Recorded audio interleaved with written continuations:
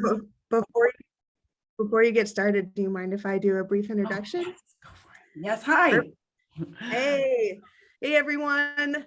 Welcome to our bridge program training. We are so excited to have you all here. And my name is Caitlin Deverona. I am on the bridge program planning team. I'm so excited to connect with you all this afternoon. For those of you who may be new to the bridge program or this is your first interaction with us, just wanted to say that the bridge program is an equitable hiring pathway to environmental conservation jobs, really focused in on people of color and other represented groups. We're looking to connect folks to all kinds of jobs in outdoor recreation, anything from HR to GIS to finance to boots on the ground work, program manager work. So a wide variety. The Bridge program is hosted by Greening Youth Foundation, who has over 17 years of experience in this type of work, as well as Southern Appalachian Wilderness Stewards. So we are excited. This is our second year. We had our inaugural year last year in 2021, where we held two different events, one focused on the private sector and another on the federal sector. And we're kind of kicking off our spring 2022 event. This is actually the second training we've had for this spring. So if you missed it, our very first training was about cover letter. Cover letter is a little bit more geared towards candidates. If you missed it, feel free to reach out to us. We're happy to connect you with some of the resources and the recording. But today, we have the Avarna group speaking to us about equitable hiring. We have Aparna Rajagopal Durbin and Ava Holiday. These guys are the founding partners of the Avarna group. They are advisors and kind of the experts at the intersection here of your JEDI, equity, diversity, inclusion, and outdoor recreation, environmentalism, and conservation. So we are so incredibly lucky to have these fantastic speakers here with us for the next 90 minutes. So please join me in giving a warm virtual welcome to Aparna and Ava. So go ahead and take it away. Thanks so much. It's really nice to be with you all here today. As Kate said, I'm Ava, I use she, hers pronouns, and I'm calling you from the ancestral lands of Bitterroot Salish people, which is today commonly known as Missoula, Montana. Aparna, do you want to do a quick intro? Yeah. Hi, everyone. I'm Aparna. I use she, hers pronouns, and I'm calling you from the homelands of the Kalapuya people in a place that's now called Eugene, Oregon to many. And I'll hand it back off to Ava. So today we're going to be walking all through a process of talking about a little bit of recruitment and then really talking about the hiring process within your organization or agency. So the aim of this webinar is to give you all some tools to mitigate bias throughout that process and provide guidelines for what we like to call better practices. I'm not sure there's ever a best practice. These practices may flex in particular situations. And I think one of the most important things to get out of this entire webinar is just to stick closely to guidelines to create some consistency throughout your process. So everything we share here today might not apply to you in some way or another because y'all are from different organizations, but really thinking about the consistency piece is important. The information that informed this webinar is from various scientists, thought leaders, experts, and again, these best practices or better practices may not just be situational, but they may evolve over time as we continue to learn, do more research, et cetera. So we encourage you all to continue to have these conversations within your hiring teams about mitigating bias. The work is ongoing and it's up to all of us to continue to learn and grow. So you're kind of just catching us up, this is all the information we have at the current moment that's subject to change. We're also going to use the acronym JEDI, so that refers to Justice, Equity, Diversity, and Inclusion. We know that every organization or agency uses different nomenclature. So some folks are using DEI, DEIJ, IDEA, RDI, whatever it is. Just wanted to share with you all, that's what we're going to be using today because that's what we've been using in the context of some of our other work with some folks who are on this call. But if you use different acronyms, that's fine. And then I also wanted to put some boundaries around this webinar and just note that this webinar does not specifically talk about what's actually in benefits packages, what salary ranges should be, or workplace policies and culture. We'll touch on those, and they very much are part of this sort of broader idea of continuing to engage in JEDI work from that organizational internal work. But just wanted to mention that there is a limitation of how much we can talk about in an hour. Some logistics for today before we really dive in is that for about the first hour, we're going to provide content. We'll stop after most sections and just make sure that folks don't have any issues with the comprehension. So just make sure that we're being clear. And then the last half hour we have together, we can answer broader questions. And then we also want to create a space for you all to get into some breakout rooms and think through an actual job description. And I'll provide you all with some options for that when the time comes, so you can apply some of the knowledge that we shared right away. And then the last thing that I'll say is that the chat box is a great place for you all to ask us direct questions if you're like, hey, that didn't make sense. Or when we get to the Q&A section, to ask us questions there too, or to share further resources. The one thing that I will request is just making sure that we don't have an entire side conversation in the chat. It's really challenging for Aparna and I to be accountable to both providing a webinar and then also facilitating a chat. So just our request is for you all to try and back away from those substantive conversations in the chat, but again, really would love for you all to share ideas, resources, etc. So that's all the framing I'm going to give for today. So before we dive into all this webinar content, I wanted to just give you all a moment to just reflect on why we're here, and really thinking about this idea of why should we take steps to mitigate the hiring process. I'll put this question in the chat. Our partner already did, and would love for you all to just take a moment to think about that question. And when you're ready to answer, you can just put your answer in the chat box, or if you want to share via audio, that's fine too. Just raise your hand and we will call on you. So Rhonda says confirmation bias is real.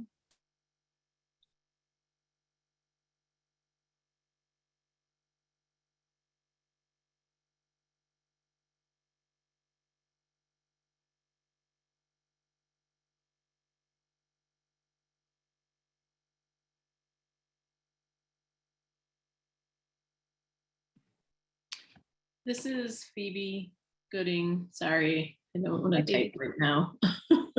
Fair.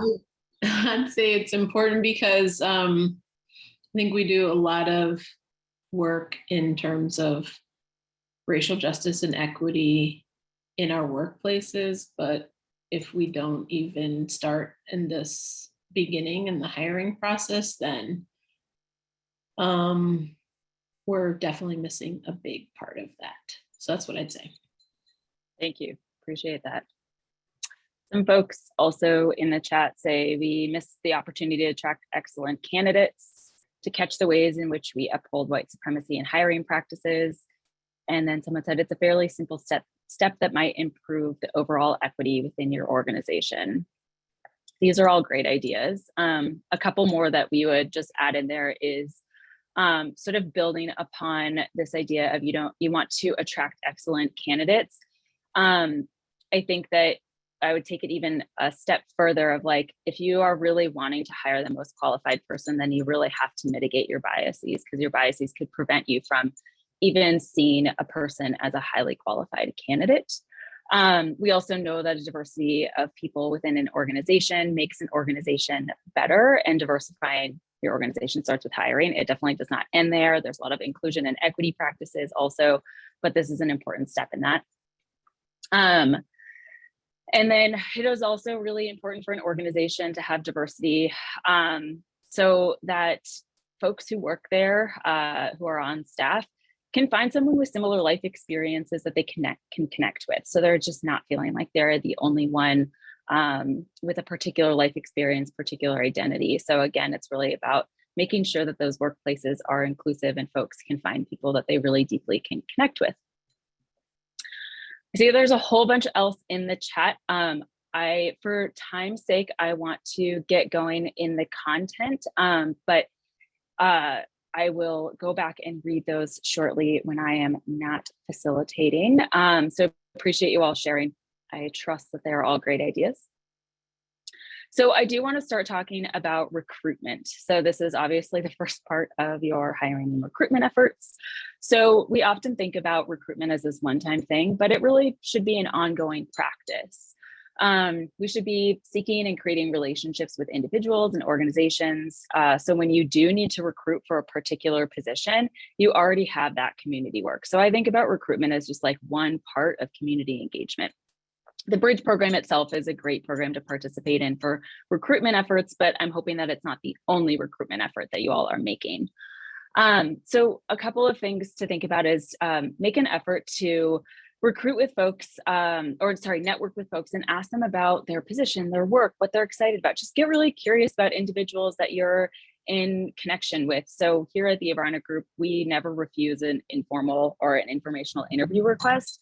It's just a way for us to get to know folks. And we've actually been able to steer folks towards different jobs, et cetera. It's been really nice to just connect with people.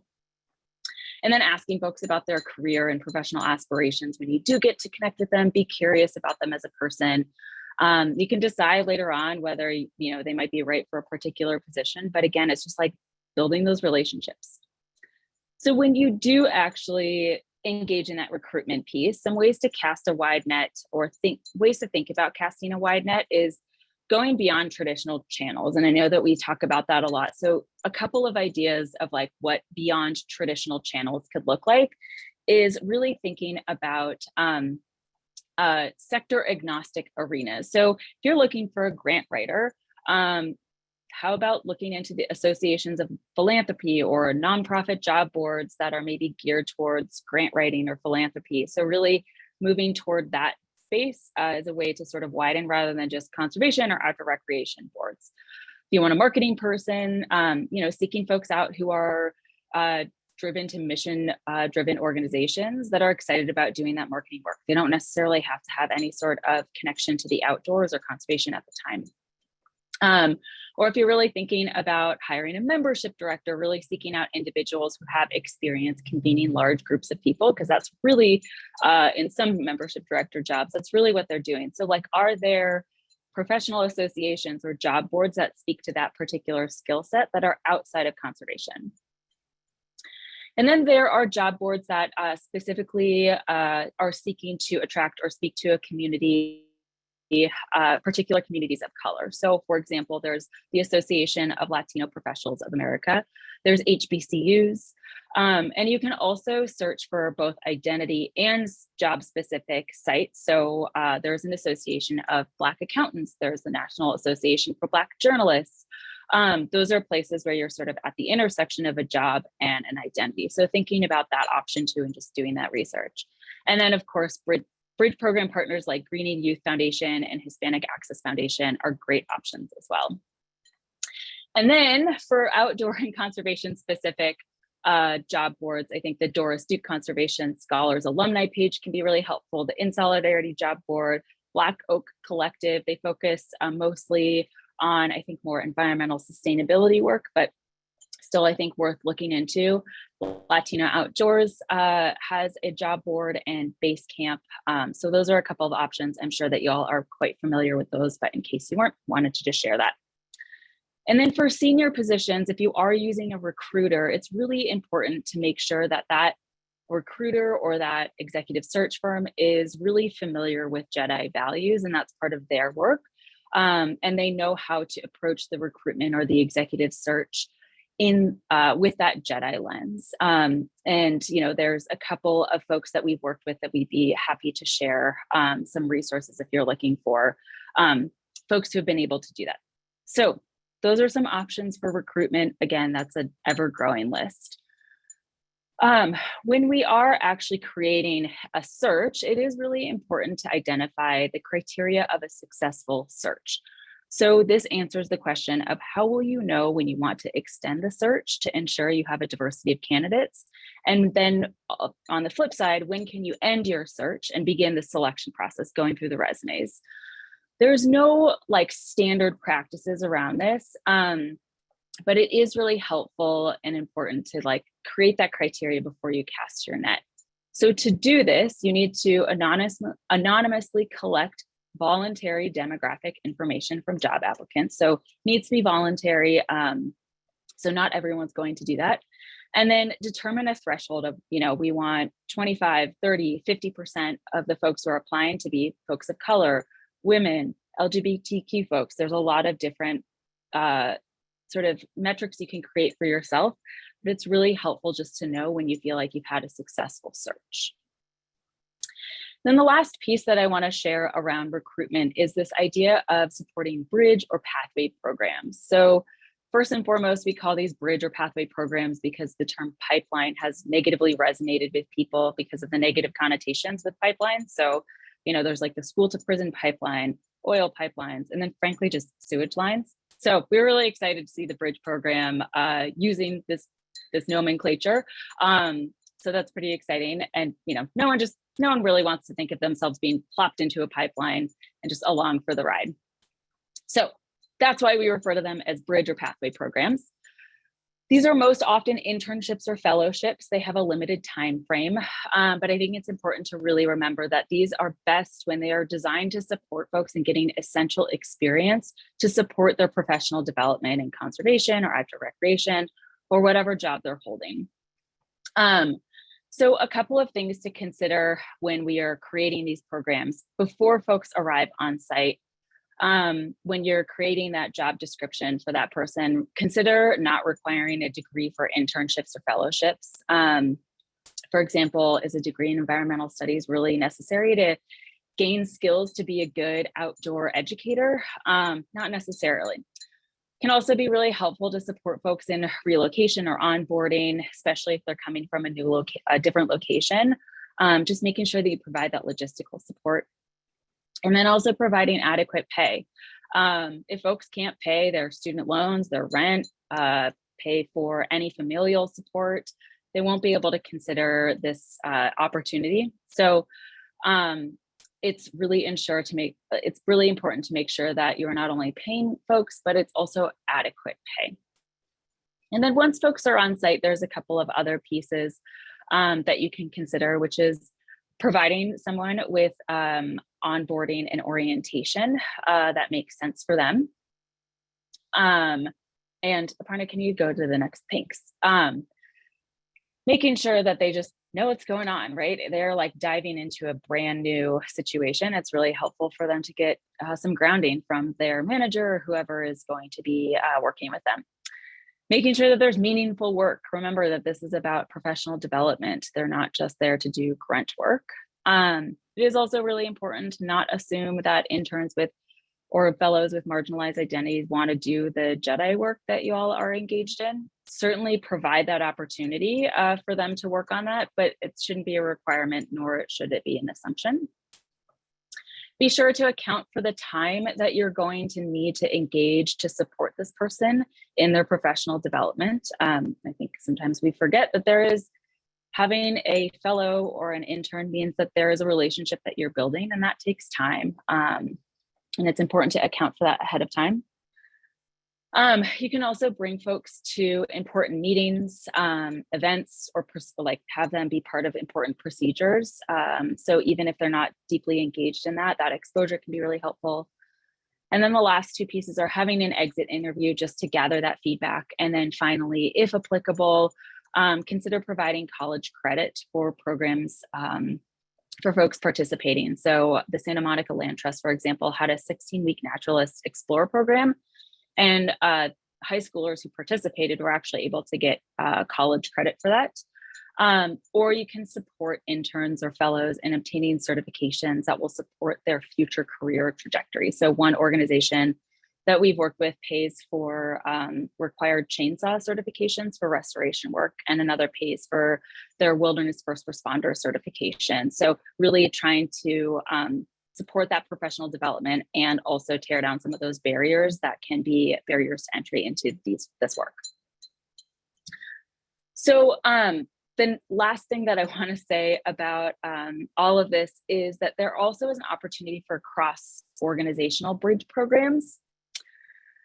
And we don't have a slide for this, but just really quickly, it can be really helpful. And I wanted to mention this here because you all are part of a community that we know it can be really resource taxing to have a fellowship program or an internship program because you're adding a new position and that just requires some operational power. It can be really helpful to reduce some of that operational stress that you all might have or capacity stress that you might have to work with other organizations and build sort of maybe a year-long program where someone gets to spend 3 months here, 3 months there, and 3 months in another place. Really supports their professional development. You all get to sort of share some of the power and responsibility in shaping that program. And it can be a way to deepen partnerships.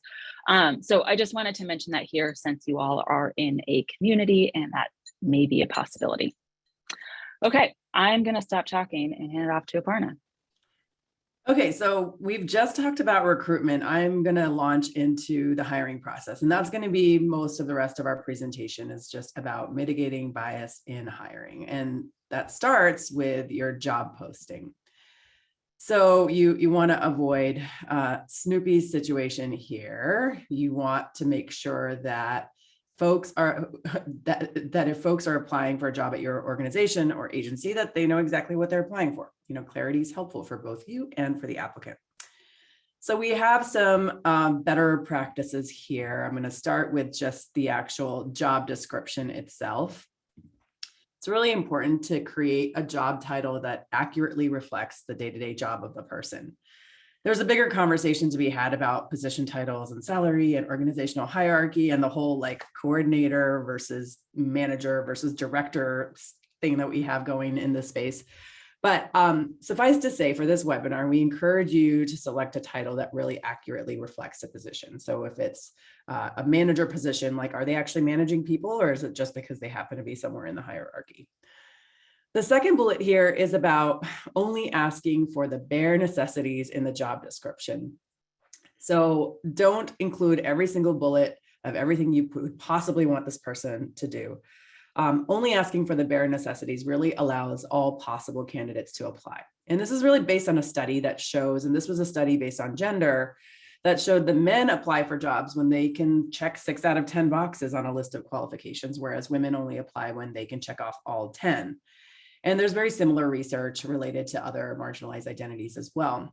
If you do have preferred qualifications, I know a lot of organizations do, you don't need to put it in the job description. You can just ask about it later on in the interview, and we'll get to that in just a little bit. The third piece, again, is avoiding the preferred qualifications altogether. And so one of the things I want to mention about preferred qualifications is just an anecdotal example that we have working in the outdoor industry, where one bike company removed the statement bike industry experience preferred from their job postings, which they had it in like every single job posting. And they automatically increased the percentage of qualified women who applied for a particular position and who were eventually hired. So ask yourself, is it really important for this person to have like a particular experience in the conservation space?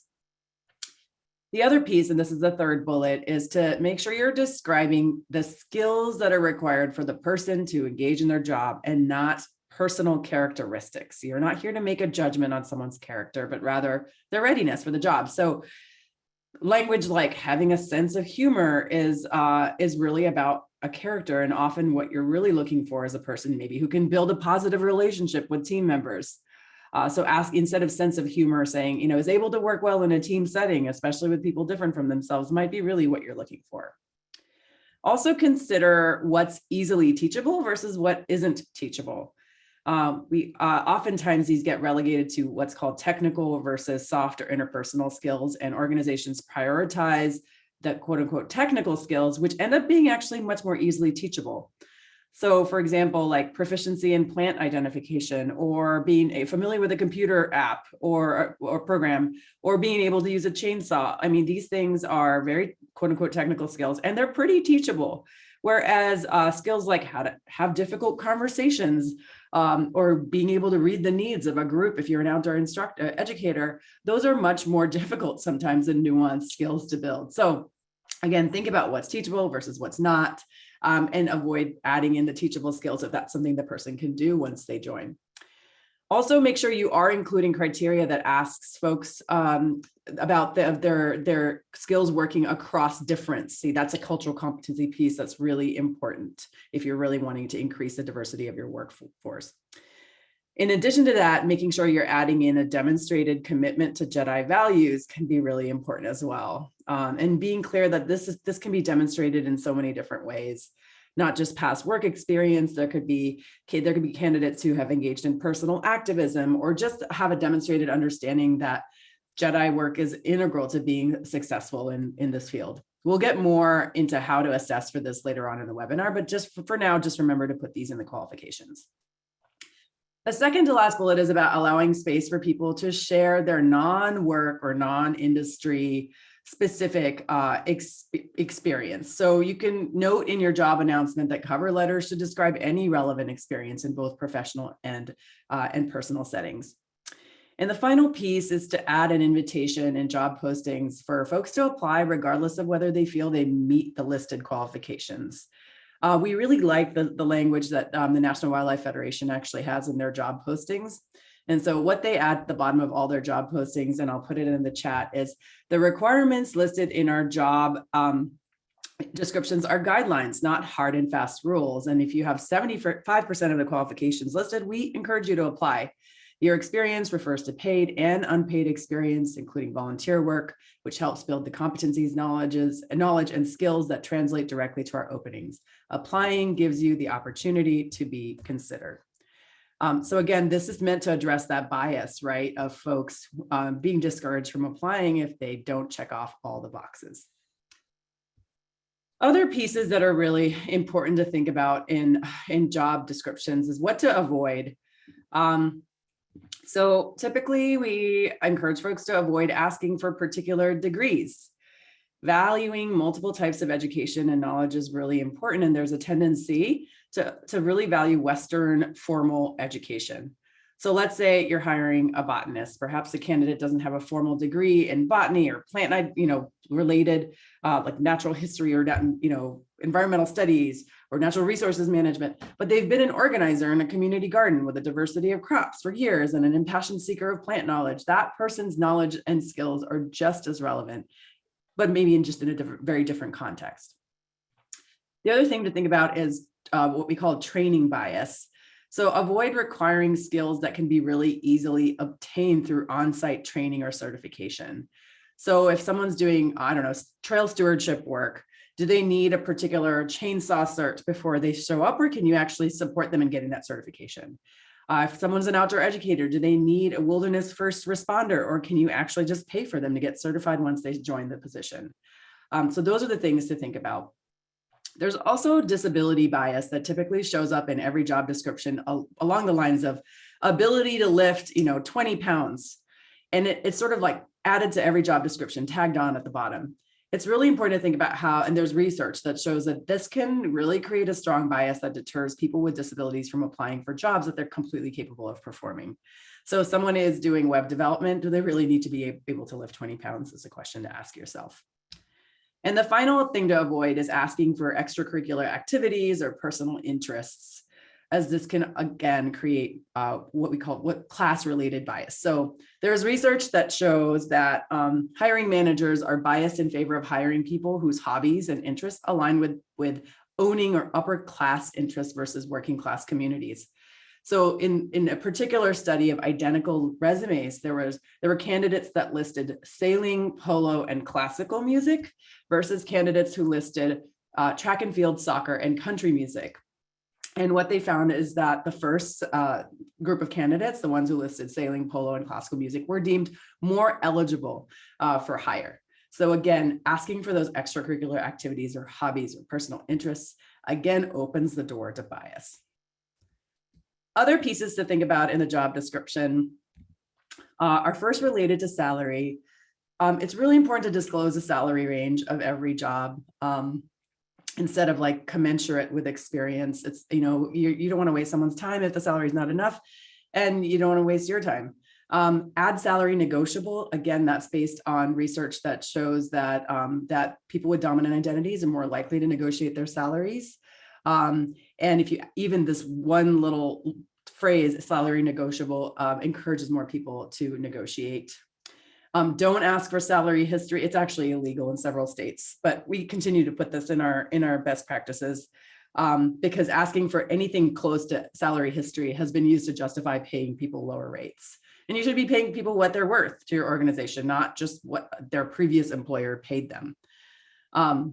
One way in which we've seen organizations try to make an end run around the salary history ban is asking folks for salary requirements. So what do you require in your salary? And again, that the salary shouldn't be about what someone needs to make to pay their bills. It should be about their skill set. And so again, this can all be alleviated if you just post salary range ahead of time. Another thing to include in your job description is the benefits. We're not going to go into detail about what should be in a benefits package, but be sure to disclose key information about, you know, healthcare, including if family members will be covered, pay time off and what they can use it for, parental leave, retirement, professional development, and any other benefits you're going to be able to provide. The other piece is that we've seen more recently that we really like is description of the work environment. So making sure that you have the most up-to-date policy about regarding remote versus office work. It's okay to mention that this may shift as the pandemic progresses. And if you're actually asking people to come into the office, making sure to describe the office space and its accessibility that might impact different people based on disabilities. So this may be sharing information not only about physical accessibility, but about the actual environment. Is it loud? Is it quiet? Is it bright? Are they going to be sharing the office space with other folks? And then any details about your COVID policy for both office work as well as travel requirements. I want to talk in detail about the language that's used in job descriptions to describe both the skills as well as the requirements section.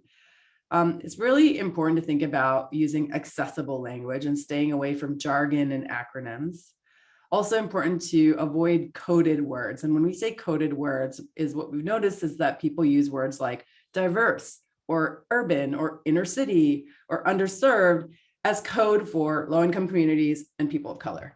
And when we use coded language, it can actually further negative and false assumptions about particular groups.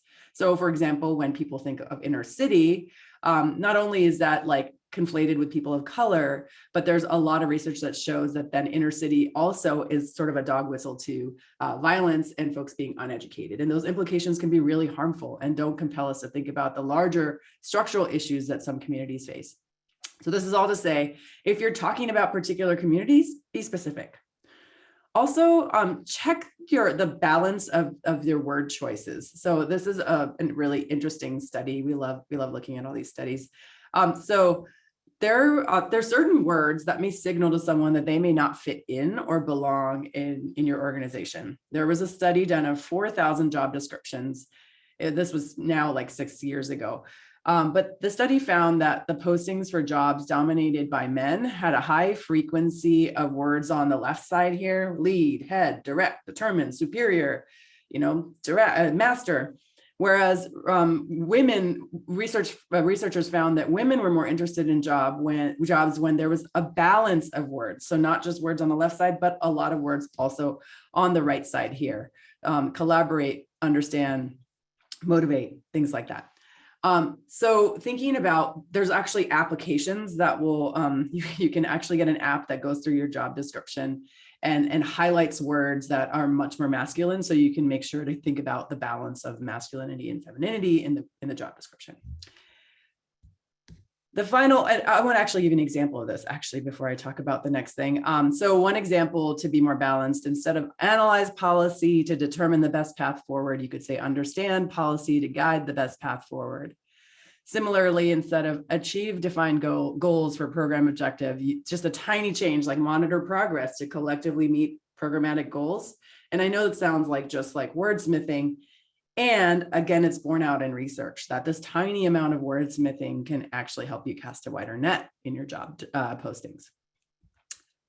Okay, a couple of other pieces. I want to talk about the actual transparency and accessibility of the job application process. It's really important to be transparent and honest about the timeline and the process. So timeline is another thing to add to your job posting. Also, be transparent about your preference for an internal candidate if you have one. And be careful about that preference. Remember that, fresh eyes on your organization's systems and policies and practices can actually be a huge value add. If you do prefer an internal candidate, be able to very clearly articulate why. Along the accessibility side of things, it's really important to make your application process accessible. So if you're using an online platform, there are ways to check for accessibility. And also an easy alternative for applying for jobs if your platform is not accessible to someone. So is there a paper application process you can support? So that is everything I want to say about the job description. And the next thing I want to talk about is our third little bubble here, which is the actual hiring committee or your hiring team. It's really important to create a hiring team that's diverse. And what we mean by diverse is myriads of identities, diverse across the hierarchy, across maybe programs and departments and even geographies if you're in multiple locations. And do the best you can here, knowing that some organizations are really small. Some of the pitfalls that we've noticed in hiring teams or hiring committees is that one of the pitfalls is oftentimes there's like the one person of color that's asked to be part of every hiring process. And that can feel really tokenizing, especially if that person's opinion is not really considered or integrated. There's also this piece of how committee members who are brought into the hiring team may not actually be bought into the fact that diversity is important. And so these are folks who will consistently say, well, we want the most qualified candidate, and there are not enough people of color who are qualified, things like that. And you sort of just keep your ear open for folks who maybe don't understand that everything we're talking about in this webinar is important. Also important to be aware of whether you're just paying lip service to committee input. So if there's like a hiring director or team chair, sometimes what happens is that they'll have multiple people on their team, they'll take their opinions, and then they'll still decide whatever they want to decide. And that's really makes you feel like your voice is not heard and that you're not valued. And so you need to have systems to value all members' input. This idea of a multi-person hiring team is really, even if you're a small organization, it's important. It reduces bias because you have those checks and balances. The candidate can feel more welcomed, and even the people on the hiring team feel more valued. It's a really important leadership development opportunity. So how can you make sure everyone feels valued as part of a hiring team? Create a really clear decision-making system. So what would we mean by decision-making practices? Here are some options. I would steer clear of the first one, which is directive. That's when the committee chair makes a decision and can just totally disregard the input of everybody else. That's not what we're trying to go for. Consultative is the second one. That's when the committee chair makes a decision, but considers everyone's input. So they may disagree and they may go their own way, but they are consulting with their team and they're able to explain why they disagree. Then there's a straight vote. We know what that is. There's consensus. That's when everyone agrees. Sometimes there's like consensus -1, everyone but one person may agree. So those are the models you can consider. But the last bullet here, if you really want to nerd out on decision-making frameworks that we're really into, we would urge you to check out, you can just Google Darcy. There's also frameworks like RACI and MOCA. These are just frameworks for you to be able to identify how particular decisions are going to be made. So for like Darcy, the D is the decider, there's the accountable person, there's the responsible person, that's the R. There's the C, which is who are you going to consult. There's a tiny c, which is like the big C is who are you going to consult, and then you are accountable to them. And the tiny c is who are you going to consult, but you don't need to actually respond to them if you disagree. And then the I is who you're going to inform. So that's just one model, but we would encourage you all to check out these models and adopt one for your hiring decisions. And that is all I want to say about job descriptions and assembling your hiring team. And I want to hand it off to Ava to talk about the screening process and to see if there are any burning questions in the chat that we need to answer right now. No questions that we need to answer right now, but we've been sharing a couple of resources. So if you haven't been paying attention to the chat, it may be worth checking that out. So I do want to talk about the actual screening process. So this can take a long time. I know that like for some folks, they're getting tons of applications, which is really wonderful. And so I want to just acknowledge that it can take a lot of time, and that's why adding some process to this can be really important, to really just avoid the cartoon situation here of like, you know, having a little bit of a willy-nilly approach to selecting candidates. So to have a more methodical approach, the first thing is to make sure that you are marking out identifying information. So I think that names have more commonly been marked out. We've been hearing more from folks that they are marking out names. It also can be really helpful to mark out, and that helps mitigate race and gender bias. It can also be really helpful to mark out anything else that you feel like may create some sort of bias. So for one organization we talked to, they're like, we started having to mark out the name of the schools that folks were had graduated from, because they noticed they were just hiring from a particular program from a particular school, and they really wanted to get out of that. Previous employers also can create some bias. If someone's working for a really small community-based organization versus a well-established organization, that can create some bias in how much experience or how good they were at their job, and so on and so forth. Geography, it can be another one.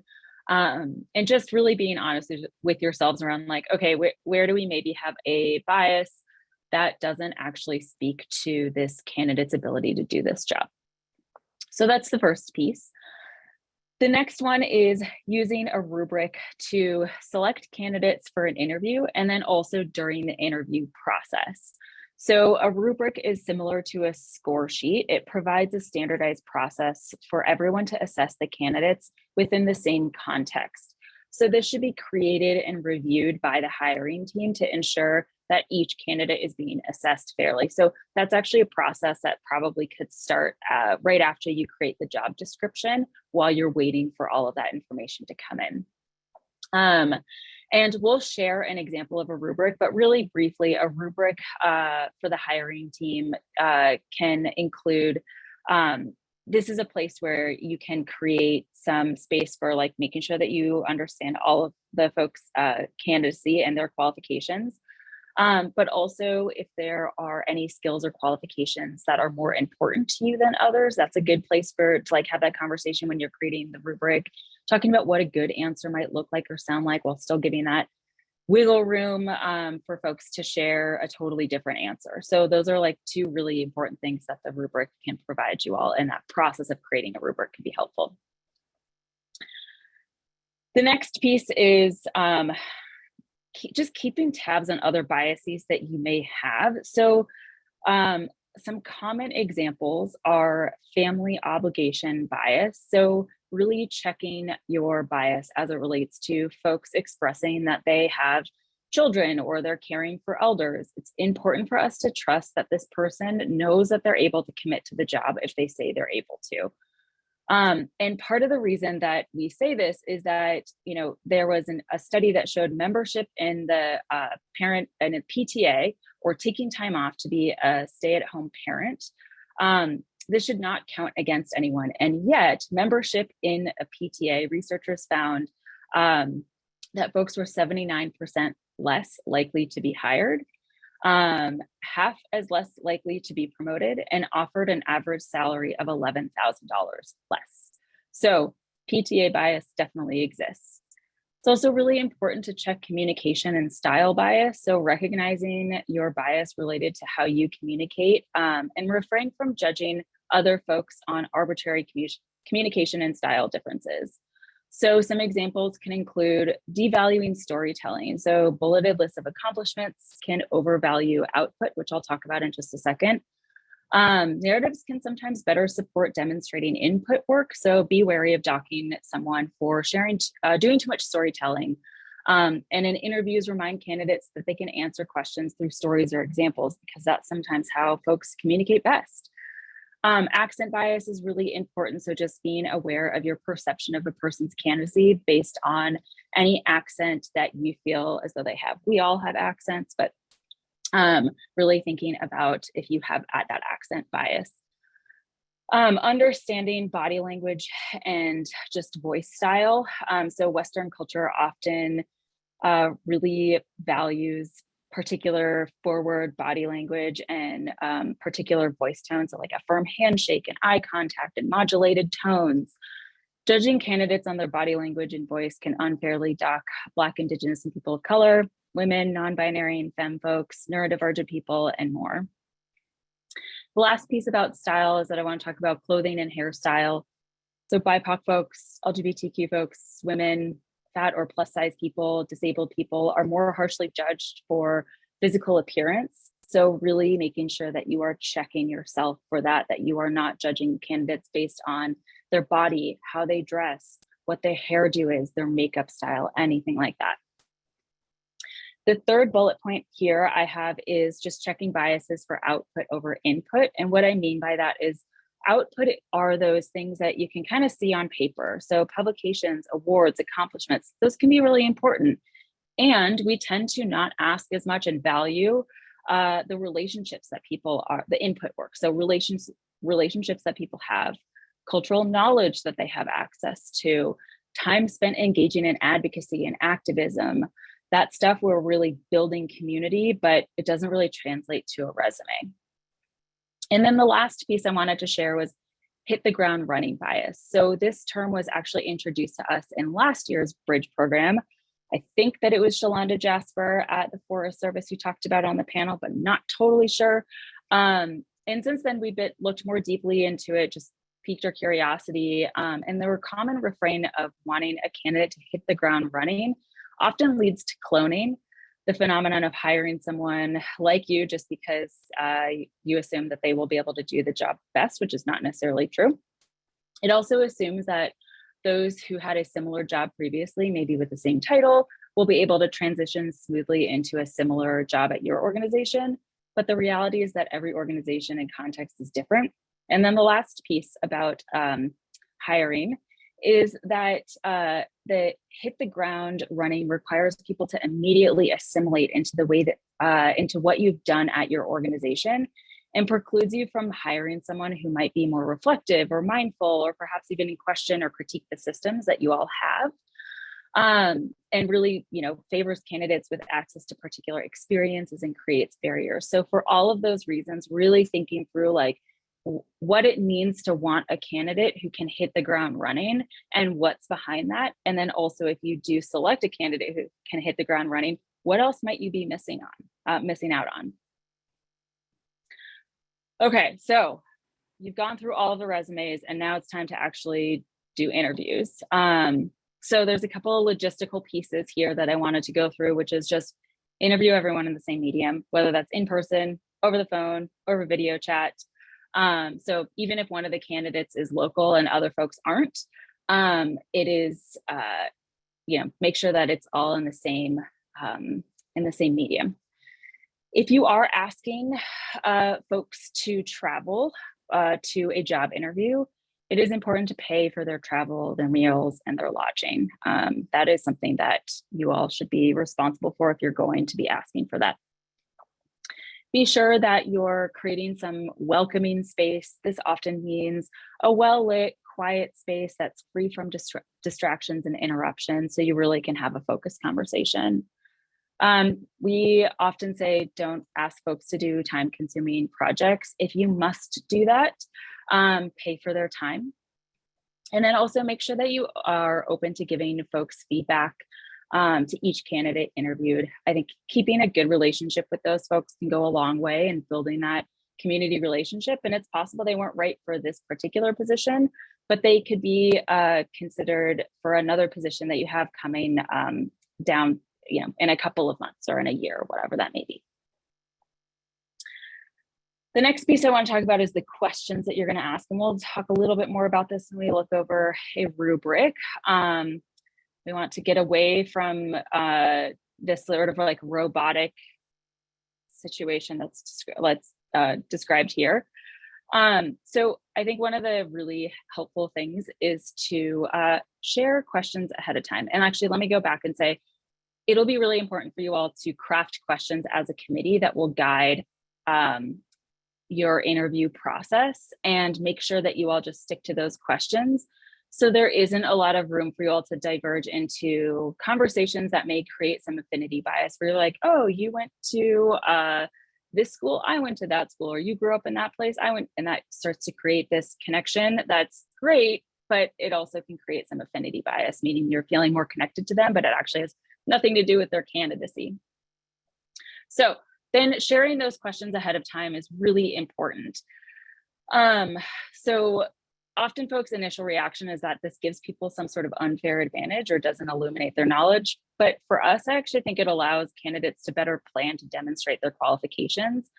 And it also helps support people who are a little bit more reflective, who take a little bit more time to do that really deep thinking and need a quiet space to do so. And so that is one thing that we really advocate for. Also want to advocate to avoid the token diversity question. So instead of just having one question about equity and justice and inclusion, asking folks, how well do you work across difference? How well do you receive feedback? Integrate concepts of equity and justice throughout all of your questions to the best of your ability. Create space for folks to share if they want to share more. And then also just provide adequate time for folks to answer the questions themselves. Okay, the last piece that I want to share with you all, and then we will open it up for some questions, is the selection process itself. So I already sort of spoke to this as it relates to the hit the ground running piece, but really considering the long term is important. Are you selecting a candidate because they can take care of an immediate need? Sometimes that's really, really tempting. And it's an immediate need that you've maybe needed to fill for a long time. And hopefully they can start doing that work. But if that's the only reason you're hiring them, really thinking about the long-term work of like, how can they grow in this organization and grow with the organization and provide sort of that richness to the organization. The next is avoiding automatic eliminators. So with very few exceptions, a candidate should have multiple options to show their candidacy. So automatic eliminators may mean that you miss out on a great candidate. So what I mean by that is like the person has a word misspelled in their cover letter, or if they use the wrong acronym for something. It's like a really small thing that is a pretty common mistake. Those should not be automatic eliminators. The next one is hiring for a values fit rather than a culture fit. So hiring for a culture fit means that you're actually just reproducing the current culture, and that prevents organizational growth.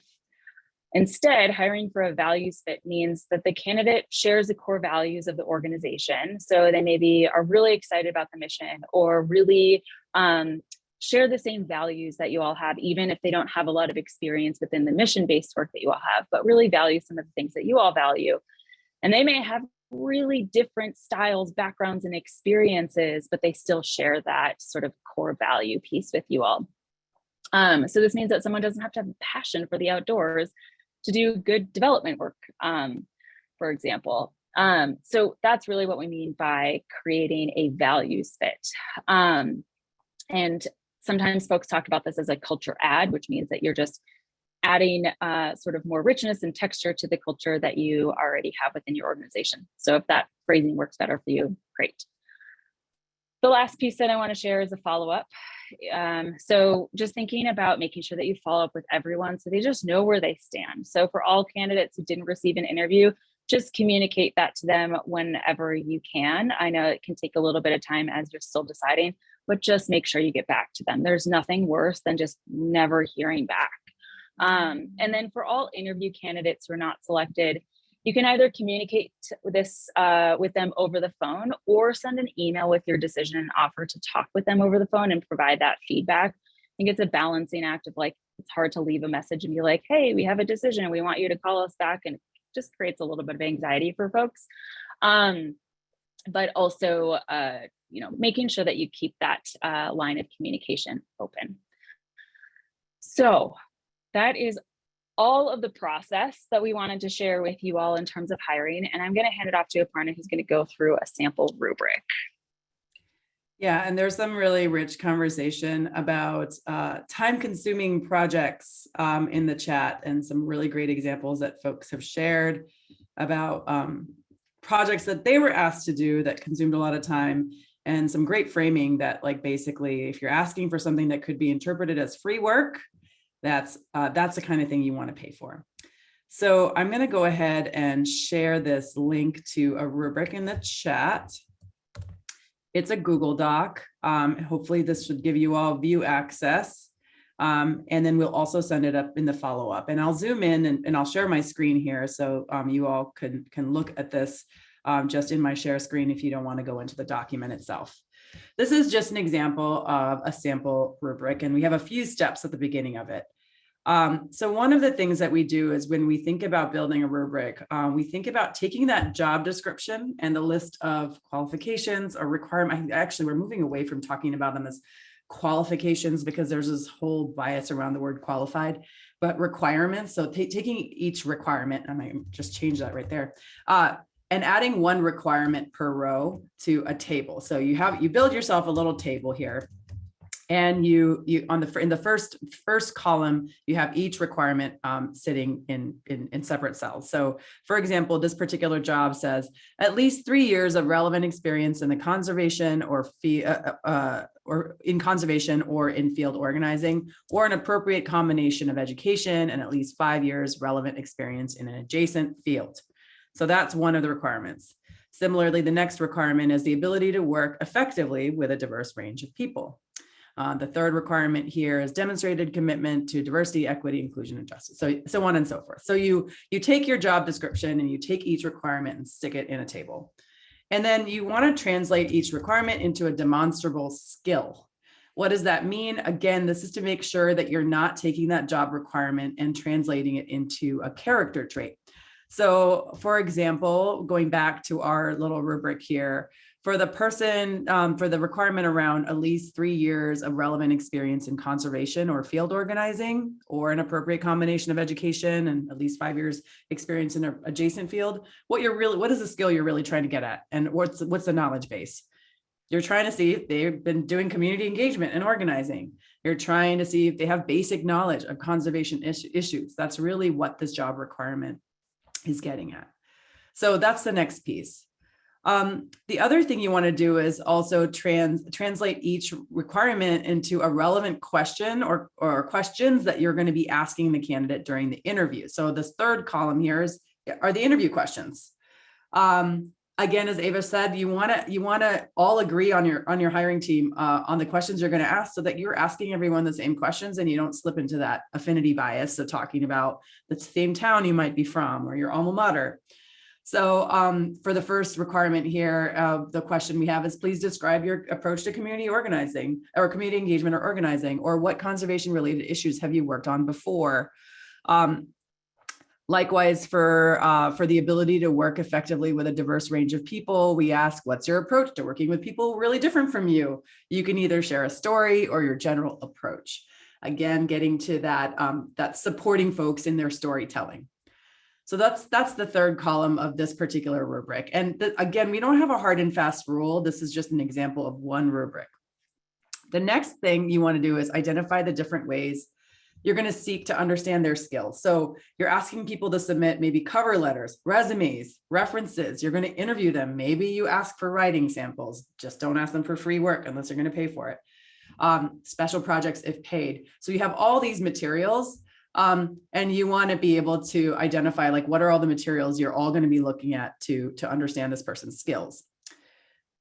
The next thing is, if you have any preferred, what we call preferred qualifications or helpful qualifications that are not part of the job description, you can add it to this table and ask about it in the interview. So we have a row here for preferred skills.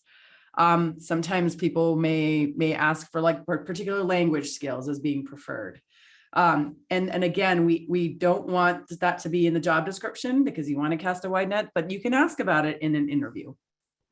You can say, well, not essential to the job. What is your experience doing whatever, fill in the blank. The next thing we have in the rubric is making sure you add space at the bottom for anything else the candidate wants to contribute that you didn't ask about. So we have a little additional information row here with a question. What have we not asked you today that you would like for us to know about you? And then making sure, so this is the other piece. So you have this whole rubric. You want some way of measuring whether or not this candidate meets the requirements, right? And so people do it in a few different ways. You can talk about what good, mediocre, and poor interview responses could be. It doesn't need to be exact. You can also have a score. So for this particular job description, we've assigned 10 points to this first requirement, 20 points to the second one. As you notice, not every job requirement should be weighed the same.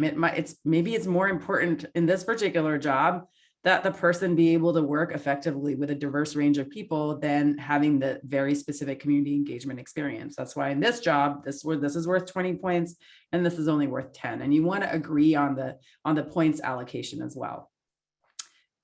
And how you're going to weigh each answer. And then finally, you have this like little column here for folks to actually add their scores based on all the materials and any other notes that they may have on this candidate. And so at the end, every person on your hiring team may have a rubric that they've completed. They've not shared it yet with other folks, right? You don't want to bias each other's decisions. You fill out the rubric, then you come together and you discuss and make sure that before you discuss that you have a way to decide who you're going to invite back if it's screening or who you're going to hire if it's the interview. So decide again how your team will come to a decision. Is it consensus? Is it voting? Is it consultative? Otherwise, you may have multiple people showing up with their rubric, and this one person may have a score of 10 for this first row. Another person may have a score of 5, and you're going to disagree. How are you going to actually navigate that tension, right? So that is one example of a rubric. Again, we don't have any hard and fast rules around like what a rubric can look like. A couple of other points is that this process can take a while. So to hire thoughtfully, it can take 3 to 4 months to hire for a new position, and that's okay. We encourage you all to plan for that process to take that long so you're ready, right? So you're doing all the groundwork now, you're writing your job descriptions, you're building your hiring committee, you're deciding on your rubrics, you're deciding on your decision-making process. And then once you start the process, you have everything ready to go. So that's everything I want to say about the rubric. I'm going to stop sharing my screen, and you all have access to this particular rubric. We'd encourage you to actually share, if you all have rubrics for jobs at your organization or agency, to share them with each other. This is a really great group of folks to engage in that peer learning and peer sharing. We've seen so many different types of rubrics. We're working with one organization that actually has a really fancy Excel spreadsheet with this rubric, but like Excel formulas for like weighing each answer and then averaging it at the end. And it's really fancy. It's great. It works for them. Or you may have something that's just on a Word doc or a Google Doc, and people take their own notes and you get together and make decisions. So yeah, any questions on rubrics? This is also, we can do a brief Q&A since we just threw a ton of information out at you all, and then we'll spend the last like 20 minutes or so giving you all a chance to look at some job descriptions and actually do some application work. Kate, I see your hand up. Yeah, thanks. I had a question about the interview questions while you're interviewing a candidate. So in past trainings, I had heard similar information that you presented, like make all the questions the same and don't deviate, so you're not creating that affinity bias with folks and connecting with them about things that aren't necessarily important for the job. And so I guess last year stuck to that a lot, but what I found was that the interview became very dry because I wouldn't ask any additional questions, or I wouldn't relate with them on anything they said. And after many interviews felt like it's too dry. And then so I started being like, I will ask them 3 questions about it, anything they've given me, just to connect and be a little bit more personal. So just wanted to get your advice on that. Should I deviate from that? How to make that process less dry? We actually went through this process recently too, because we hired a director of operations, and a couple of things we did what you did. We had a couple of questions that were really like, what like brought you to like this particular job posting? What's, or what excites you about this job posting? Something like more personal and less about the skills. We do ask follow-up questions, and I think like having a set of interview questions does not preclude you from following up if you want more clarity or more details about a particular thing. I think what we're trying to do is make sure that you're not going, totally off script and asking about something because they said something about that you really personally connect with, right? So this is like really about deferring to you all to like make that decision in the moment, but having a set of interview questions. And the last thing we did is before every interview, we're like, okay, this is going to sound really robotic. We sent you like the 5 questions that we're going to ask. We're just going to step through them together. Sorry that this isn't really going to feel as like personal or like building a heart connection as you might want, but we're just trying to practice what we preach in mitigating bias. And it sort of created a little bit of like a haha moment, or they're like, yeah, we get it. And I was like, we will definitely follow up if we have other questions. And we did have opportunities to ask more personal questions in the next, like the final conversation we had before the hire. Ava, was there anything else that you can think of in our process to keep it from feeling so robotic and dry?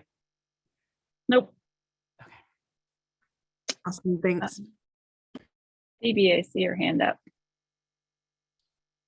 Yeah, thanks. I have a question around the preferred, qualifications kind of thing, is around language and having a Spanish language bilingual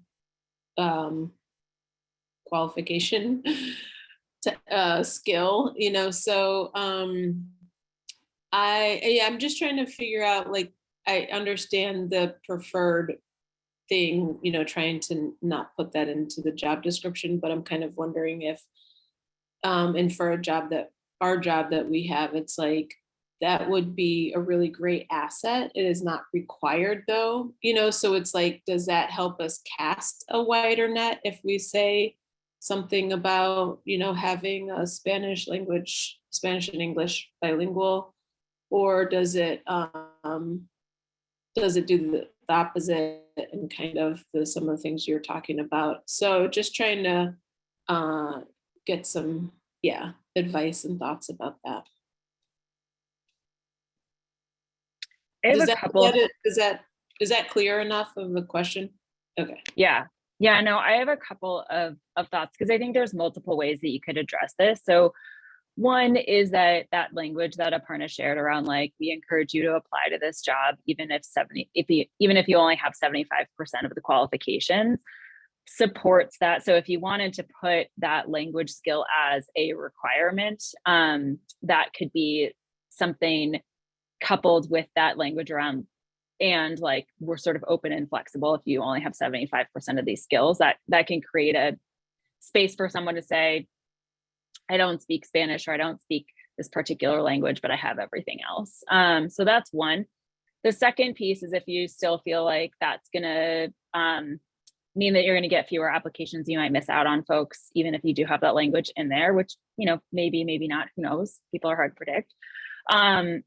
The other piece that you can have is in the actual interview questions, or in like maybe a secondary, if you do have a lot of applications, creating some sort of secondary screening. So sometimes there's like 15-minute interviews that folks do that you might do with 10 folks, just to get a sense of who they are.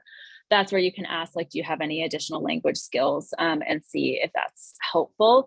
I think for me, it's really just determining how important that is to the job. And that's like where it will show up in the interview or in the hiring process. So the more important that job description or that qualification, the more like upfront it will be, if that makes sense. And the less important it can be like in the secondary screening or in the interview questions, or maybe not even part of, like, you're okay if you don't even end up asking about it. That I feel like is the best I can do right now. Aparna, is there something you want to add?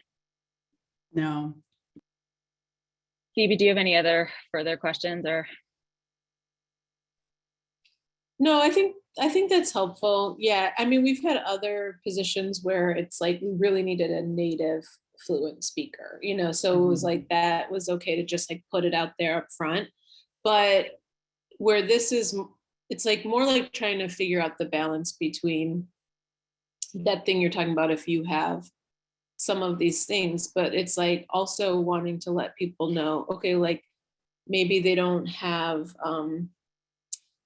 all of the other things we're talking about, but if they do have that language skill, that could actually broaden their reach in the in the program, and so that could be a huge piece. So it's just like try, but it's not also a requirement, and we're open, you know what I mean? So I'm just like trying to find, and I think we'll leave it in there as like I don't know, whatever that preferred or desired or something language is, but yeah, I'm just trying to figure out like where does it come in as it actually creates a wider net versus the opposite. I'm struggling with that a little bit. Yeah, and I think that like what you're speaking to is that like this process is a bit of an art that is sometimes backed by science, right? Like it is a balancing act. And I think so long as you're thinking through like, okay, how important is this to us? Like what happens if someone doesn't speak Spanish or they're really able to do this job well, and being honest with yourself around that can be helpful. And then you try your best and it may not be perfect. And you will likely, but you will have been doing the best that you can with the information that you have. Okay, I do want to give you all a little bit of time to think through some of this, all of this information that we shared with you all. And Aparna shared a document that is just a list of bridge program jobs that are available. And the reason that we're sharing that is that we wanted to give you all a chance to actually check out a job description. And I think that what we'll do is we will put you all into breakout rooms, just choose a random job. Like it doesn't, it can be outside of this. If you are like, I don't want to look at these jobs, like just pull up LinkedIn, grab a job description, and would love for you all to just identify a couple of things that you think that job description is doing really well. Like you're like, oh yeah, that's like great way to mitigate bias. That's a great way to mitigate bias. And then try to identify things that you would change based on what you learned here today. I know that we just like shoved a whole bunch of information at you all, and you probably did not retain all of it. With that said, would love for you all just to get a chance to talk to one another and sort of think through this in the last 10 or so minutes that we have. So we'll put you all in a breakout rooms for around 10 minutes. Say hello to the person, introduce yourself, just decide on a job description real quick, and then start talking about what you think is going really well in this job description, what you would change, and then we'll come back and have a brief discussion and close out for the day. Okay. Aparna, do you have breakout rooms? Yeah, I have 15 rooms. There'll be 4 to 5 people in a room because I'm noticing that people are starting to log out. So I want to make sure no one's left alone. So you might have 5 people, you might have 2 people. If you're alone, we'll figure it out. So here I go. I'm going to open the rooms. You all have access to the job postings, and we'll see you in just a little bit.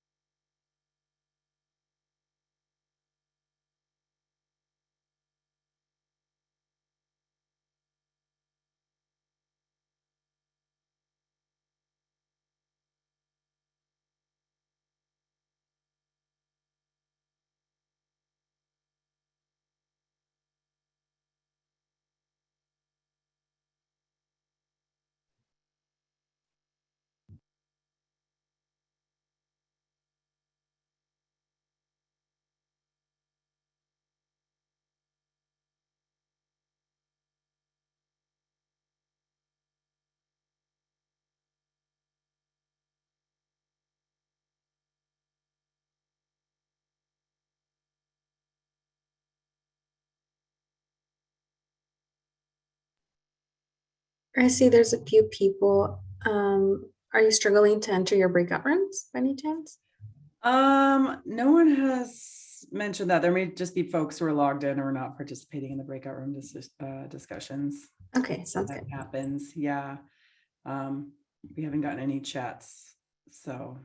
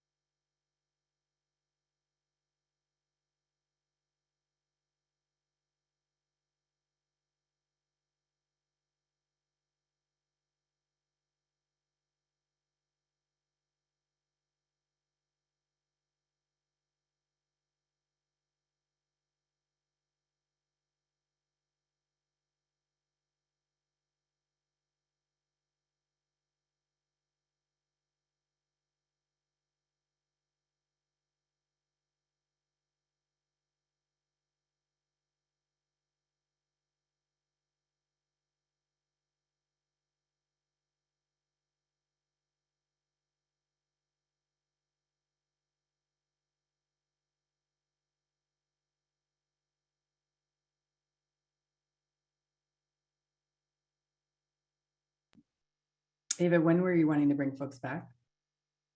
In 5 minutes. Just let me know.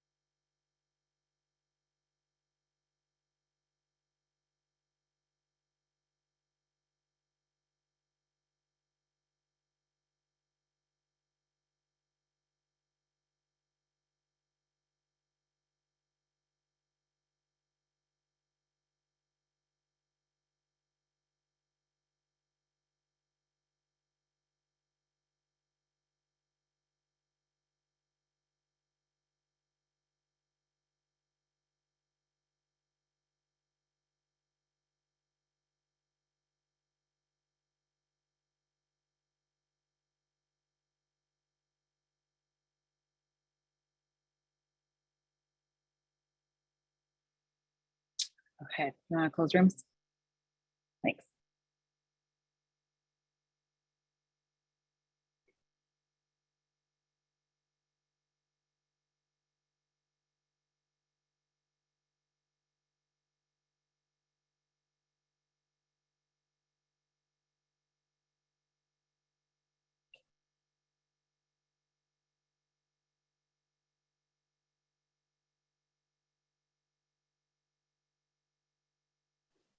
I accidentally left my room early instead of clicking the close. Yeah, a couple people. Okay. They're having such great conversations over there. We're missing it. Wow. Yeah, the user experience on that, like the breakout room thing is has some room for improvement, but such is life.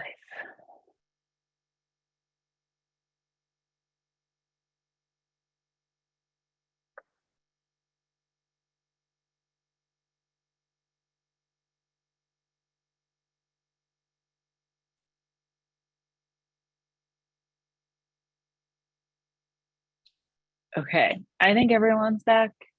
I'm not super sure, but I think so. So I would love to, we're obviously not gonna be able to debrief all of your conversations, but I was curious for about two things. One, is there anything that came up in your breakout room that you want to ask us or the group? And the second question is there anything that you all talked about in your breakout room, like an idea or a concept or an aha moment that you think the rest of the group could benefit from hearing from?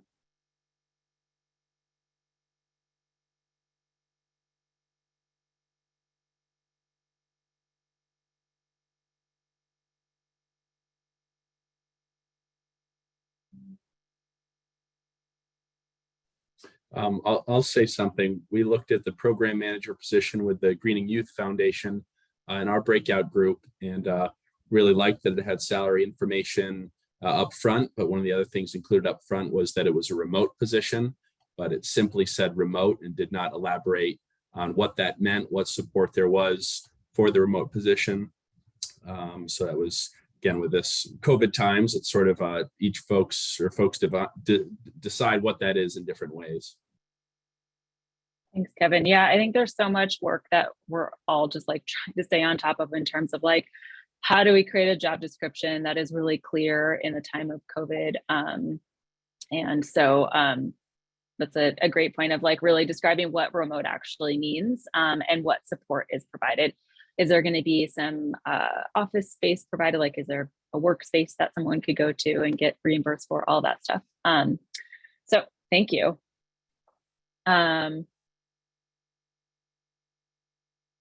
Curious if there's anything else you all wanted to share. I can share. In an effort like with listing salary to be transparent, I had taken an approach with our job description of like being really clear about physical demands, work environment, and work conditions. And I guess what we took from it, or what I took from it, is similar to listing skills or evaluating for skills versus characteristics.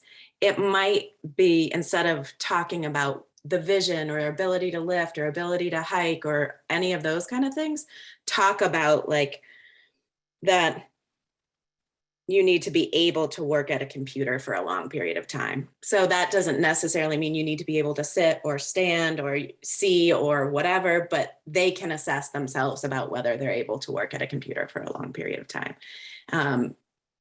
And so just trying to figure out in that space, you know, how transparent to be versus what could get some people to say, oh, that's not me, and find that right balance. Yeah, I really like that addition of making sure, like recognizing that sitting at a computer also has a physical component to it. It just like recognizes that we all have bodies, which we forget when we sit at a computer for a long time, and can be really supportive of folks, especially who have chronic pain, for example, or who are neurodivergent, and sitting still in that one place can be really challenging. So I think that's a really wonderful addition. So thank you for sharing that with the group. Do you want to add one more thing?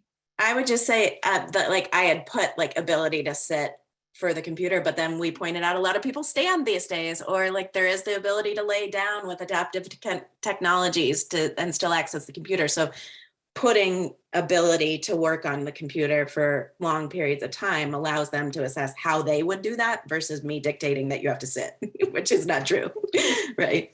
So Yeah. that was helpful. Thank you. Yeah, that was a great detail of like, it's computer work. There's a lot of ways you can approach this, but it is computer work and that can be taxing. Great. Well, we only have a minute left. I saw one question in the chat, which is, are there resources to ensure that we're using appropriate job titles? Manager was mentioned specific earlier. I don't have any resources around like how you create job titles. I think the important thing is two things. One, making sure that the job title actually describes what someone is doing. And then also within your organization, creating some clarity around different like position hierarchy, just so people understand the organization hierarchy. We've just worked with so many organizations where someone's like, I'm a manager, but I don't actually manage anyone. And I'm like, also feel like I'm getting paid at the same level as a coordinator. And it just gets really confusing for folks. So just creating some clarity around that.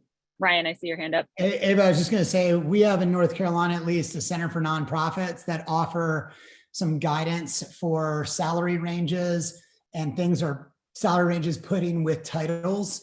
And it's a really helpful document to sort of check yourself with, and also to maybe make adjustments. And we've definitely been doing that recently through a restructuring when we felt like we'd kind of been heading down a path for a while without checking it against another piece of expert guidance. And those salary ranges are kind of big, but at least it gives you a place to begin with, and to make sure that you've almost got like a third party. If something comes into a question, it's just not the board came up with this, or leadership came up with this. Could you share that resource, Ryan? We're a minute over, but if you share it in the chat, we'll make sure to. It's actually not a publicly published resource. You have to pay for that and you have to become a member. But North Carolina recently started sort of selling just that without being a full member. So I would say, depending on what state you're in, look for whatever your state Center for Nonprofits is or something similar. And they should have something, I would imagine, on the website that you could find rather quickly. I would love to post if I could. Thanks, Ryan. I want to end on that, where people within this community are sharing resources with one another. Great way to end. So thank you all for participating, for being here. We will send follow-up information with the Prezi and additional information. We also have a hiring toolkit that I totally forgot to tell you all about, but it's free. We'll link to that as well. And yeah, really excited to see what y'all do next. And thanks again for being here. Thank you so much, Ava and Aparna. This was fantastic. Really, really appreciate these tangible ways that folks can be implementing equitable hiring solutions. And just a shout out that we've got our, you were just in the document looking at the jobs, and those are available. We are recruiting for candidates, so please help spread the word. Those applications are open through May 4th. So we're excited to be meeting those candidates, giving them access to these jobs and coaching and training, and the event on May 17th that you're all invited to join us for. So feel free to be in touch with us with any questions, and we look forward to staying involved with you on advancing equitable hiring. Thanks for being here today. Bye, everyone.